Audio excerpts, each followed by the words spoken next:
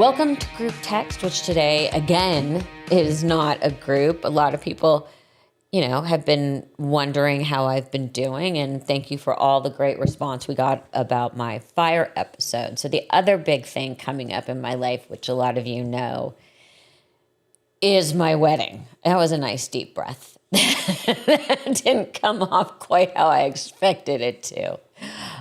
What's today? Today's Monday. I am getting married on Saturday, and I am traveling tomorrow to Jackson Hole, where we're getting married. I am stressed out, but I'm not sure what I do know what I'm stressed out about, which is packing, because I basically have no clothes to pack. I've ordered a bunch of sweaters and jeans and stuff like that. Luckily, my dress was at the alterations, so that got saved. None of the boys' suits got saved, so we've been quickly trying to replace all of them. They live all over. Steve's one son, Patrick, lives in Utah. Glenn lives on the other side of town, but at least he's local. And Cooper lives in Santa Monica, so he's local, but his job is so big and so stressful that he's in the office basically 8 to 8, if not earlier and later. So trying to pin him down is not the easiest thing in the world. Plus, God forbid, he have a social life that I would want to impede upon, but we are getting it done. It's a little bit stressful. But we're now days away, and I'm in packing hell because I'm going to actually be in Jackson Hole for a full week. And I've discovered yesterday packing that I do not have enough clean t-shirts for every day. So I'm going to run out today and get some t-shirts, but that was kind of a shock because, I would like a clean t-shirt for every day. I don't think that's too much to ask for the bride. So, and I don't have a black belt, so I got to get that today. And I also realized that all my larger travel size shampoos and conditioners and all that, I don't have those anymore either. So I quickly got on Amazon and started ordering bottles and squeezy travel bottles. And it's a lot because I only think of things in the middle of the night. But I think what people really want to know is how I first met Steve. We met at an event, and I was on a panel talking about mental health. He was a friend of his +1,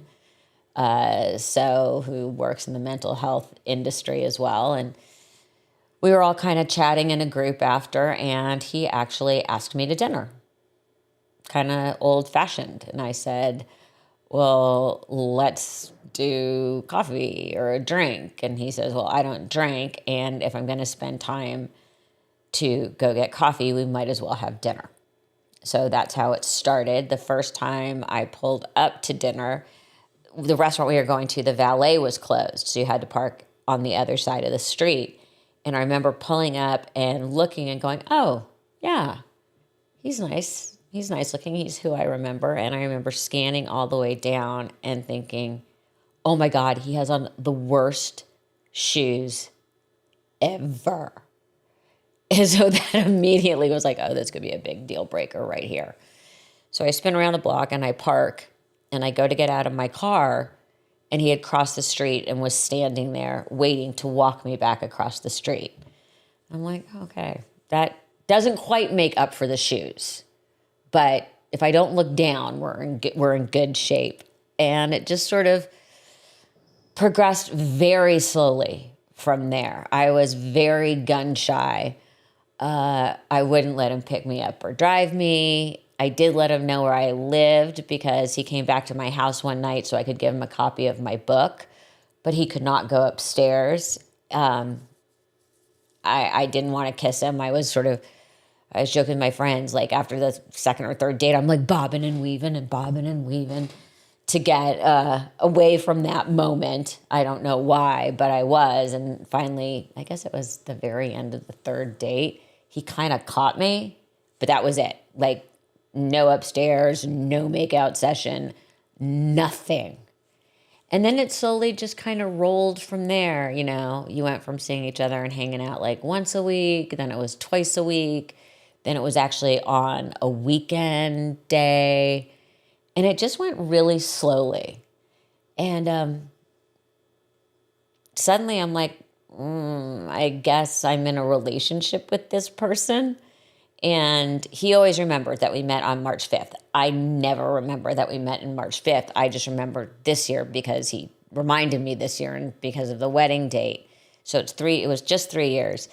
And that first year, so it was March. And then he went with me to my ranch in August. And I introduced him to someone as my friend.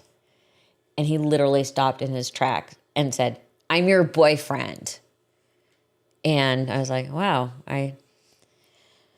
I guess you are. And I had always sworn up and down that I would never, ever, publicly talked about that I would never, ever, ever get married again. Yet, here we are with the countdown clock ticking. Why did I decide to do it? Well, it was incredibly important to him. And he's incredibly important to me. And I never felt like I needed to make some big public, oh, we're married. I was like, we can just get rings, hold ourselves out as married. I don't feel like I need to have this big official thing. And it was incredibly important to him. So I'm like, he's incredibly important to me. This is incredibly important to him. So I'm going to say yes. I'll get married. And then I got my ring, which I do not have on today because it's being cleaned. He did grab the rings during the fire because I was like, oh, crap. And I looked at him at one point. I'm like, do you have our rings? And he was like, oh, yeah, I grabbed them. So when we sent out the save the date cards, they were simply red. And in white type, it just said, hell freezes over, our initials, the date, and the location. So that was sort of the theme with my friends was hell's freezing over. See, I think his friends always sort of knew he wanted to get remarried and do all that. My friends knew I did not want to do this. So it's kind of been a big shock and they're all turning out in force. I keep saying it's a little bit like Halley's Comet. And here I am. The big question was, why are we going through with the wedding so close to the fires? We wrestled with that. And we were up against a time frame to make a decision for a number of different reasons. So we felt a lot of pressure to make a decision quickly. And half of our friends were like, do it. Half of our friends were like, hey, we're going to just, not a great idea. We get it. But I have to say it was my friends that really leaned in and said, you are not canceling this. You are going to do this. And I'm like, the fires and I can't. And they're like, we need to be with you and you need to be with us. And Steve and I sat down and realized that the first week in January, by the middle of March, we are going to want to go away for a couple days. So we might as well just continue. It became that simple of a decision. And my friends really tipped it over the edge. They were like, you are not getting away without not doing this. They're like, this is too easy of an excuse for you to bail out of getting married. So here we are. We decided to go through with it. We've made some changes. Now I'm feeling extremely overwhelmed. I mean, people keep asking, what are we looking forward to the most? And we keep saying Sunday when it's all over. It's a lot. It's a lot to get your head around. Things are still very scattered with the fire and feeling I'm at peace with what happened, but I still feel extremely overwhelmed because there's just so much to do. But with the fire, I'm definitely in a better place, but I still feel very unsettled. And while trying to pack, cannot figure out for the life of me where anything is. And that's really frustrating. That's really frustrating. Like, I am not a person who loses glasses, and I have gone through 2 pairs of sunglasses in 3 weeks. And that is not me. And that is very frustrating, especially because I know they're somewhere in the house. But because I don't have my routine and I'm very routine oriented, this goes here, this goes there, that was making me crazy. I was ripping everything apart yesterday. You're packing, you're doing this, and you go to reach for something and it's not there. And you kind of come crashing back down to earth. The good news is I'm having these moments of lightness and feeling like myself and up and cheerful, and really cheerful for me, but up and light in this. And then I start to have this really weird anxiety that the feeling's going to go away and I'm not going to feel it anymore. It's like constantly having the feeling, being happy I'm having the feeling, then have really bad anxiety that I don't know the next time I'm going to feel that way. But back to the wedding. Am I excited? Yes, I am. Am I terrified? 100%. And am I glad I'm doing it? Absolutely. But there are all of these schedules and be here at this time and be there at that time. And I was told I needed to be in hair and makeup and completely dressed 2 hours before, even photos. I'm like, that ain't happening. Maybe because the coordinator and everyone isn't used to dealing with someone who spends half their life in the hair and makeup chair and has worked live events, I can only handle being in the chair for an hour before I crawl out of my skin. So generously, I have added an extra half an hour. But I'm not sitting in my dress for 2 hours and figuring out, that will not work for me. If I get an hour and a half in the hair and makeup chair, I know when the pictures aren't going to take the time. I have 3 good poses, literally 3. That's it. You're going to ask me to do something creative. I'm not going to do it. I have my 3 good poses and that's it. It's all I've ever had. My mom and I used to laugh that photographers would always be trying to make us do something creative and different. We had like 5 good poses. We did the back to back. We did the leaning in. We did the head together. We did her head over mine, my head over hers. We used to call it the totem and the reverse totem. Her pointing at me and me laughing. Her saying something, me standing with my hands on my hips, rolling my eyes, and the one of us hugging each other. That was it. We could be in and out of a photo shoot. I mean, they'd have blocked hours upon hours. We were like, we know the ones that work.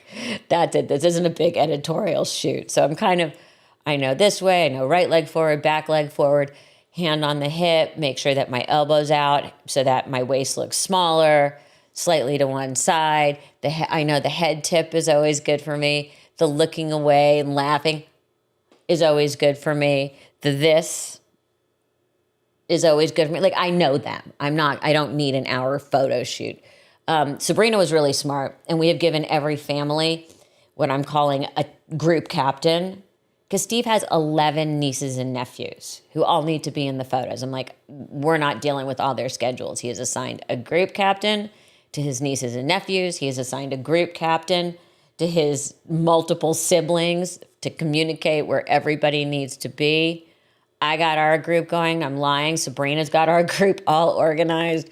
We have a group captain for my cousins. So we're good. Now, I'm a little jealous because Steve's wedding prep is basically showering and shaving, and he's ready. He doesn't have this major nail routine or anything. So he has the audacity to have a 1:30 massage scheduled. I think that's rude. And I think it's very selfish of him to know that I'm going to be sitting in a chair while he's, listening to spa music and getting a massage. But who am I to say? As long as he's showered and shaved and dressed on time. By the way, none of the boys are responsible for their own clothes. I do not trust any of them enough. We have their shoes, their socks, their belts, their ties, their suits, their shirts. They literally are going to be steamed and hanging in their closets. I'm not allowing any of them to fuck this up, especially Stephen Cooper, who the last time we had to do something with multiple events, neither one showed up with a complete correct outfit. So they lost that privilege. Okay, so this is where I'm having the one big rub. It is not nearly as formal as my mother would like it. I am assigning tables, but I am not place carding. So I'm just waiting for lightning to strike me. We are having stations again. My mother would be absolutely horrified. It's the little things like that. I'm like, oh my God, she would kill me. And then I start feeling really guilty. Well, maybe I should have done this, or maybe I should have done that, or maybe I'm being too casual. I just know that she would be going bananas, and I wish I didn't have that thought in my head. It's cocktail attire, and what's interesting is life has changed, and society and social norms have changed so much. Normally, back in the day, cocktail attire for men was a dark suit and tie, no question asked. Women, it would be a pretty dress, something a little fun. Cocktail attire, not black tie, cocktail attire. You're going to a great cocktail party, and that's sort of, you up it, you step it up a notch. You're not black tie, but you're not in business clothes. And I have found now that cocktail attire does not necessarily mean that. A lot of guys have called and said, is that a sport coat and slacks? No. That's, casual business, back in the day, casual Fridays or whatever it was. So I've had to be very, very clear on what cocktail attire is. Cocktail attire is not something that you would wear to the office. It's up more. So I think we're going to get a big mishmash, but I have had to answer this question a lot. Steve has one friend who's been complaining about wearing a tie the whole time because he said it's too tight. And my suggestion was just buy a bigger shirt in the collar, which made him laugh. But I'm surprised at how much pushback I'm getting on that. But they can all put on a tie for the first half of the evening. I did hear about one wedding that, had I thought of this or known about this before, the attire was come dressed to upstage the bride. And the pictures I saw were amazing. Amazing. So I kind of regret not thinking a little bit more out of the box. But basically, I just want to make sure that all the men are properly attired, that the women don't look like they're in a business suit, that they've upped it and are wearing like great little dresses or, fancy pants. I don't know. But I talking about it gets me excited. It's thinking about it that sends me spinning into, oh my God, am I going to run? But apparently they're going to tag me and have the invisible fence around the hotel. So I'll get shocked if I try and go. Anyway, here we go. It's the last time you're going to be speaking to me as a single person. But cross your fingers that everything goes well. I am so looking forward to my friends who are coming in hot. I mean, they are showing up in force, and I feel really, I don't want to say special, but I am so touched that all of them are making this effort for me. So enjoy I'm sure pictures will come. And pray for no natural disasters. Have a good week, everyone.